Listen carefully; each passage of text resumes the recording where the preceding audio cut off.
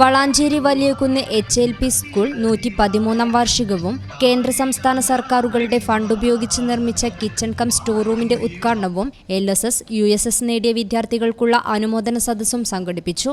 ചടങ്ങ് കോട്ടക്കൽ നിയോജക മണ്ഡലം MLA പ്രൊഫസർ ആബിദ് ഹുസൈൻ തങ്ങൾ ഉദ്ഘാടനം ചെയ്തു.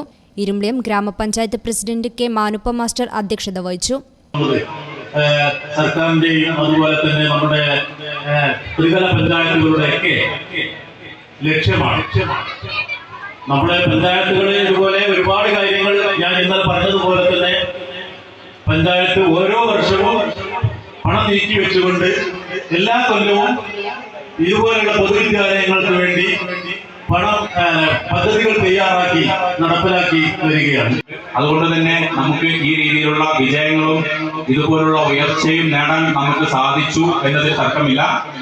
അതുപോലെ തന്നെ നമ്മൾ നാടിനു വേണ്ടി സംഭാവന നൽകുന്നുണ്ട്. നമ്മുടെ സ്കൂളിൽ നിന്നും LSS ആണെങ്കിലും USS പോലെയുള്ള പരീക്ഷകളിലും മറ്റു പരീക്ഷകളിലൊക്കെ ഉന്നത വിജയം നേടാൻ നമുക്ക് സാധിക്കുന്നുണ്ട്.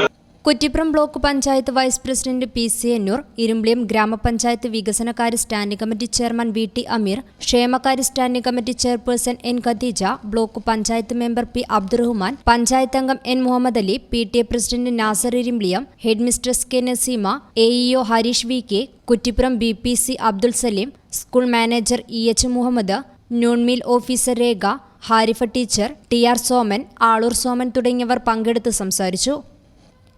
News bureau, Valanchery. ഞങ്ങളെപ്പറ്റി നിങ്ങൾക്കല്ലേ കൂടുതൽ അറിയുന്നത്? പരിശുദ്ധിയുടെ സുവർണ പാരമ്പര്യം.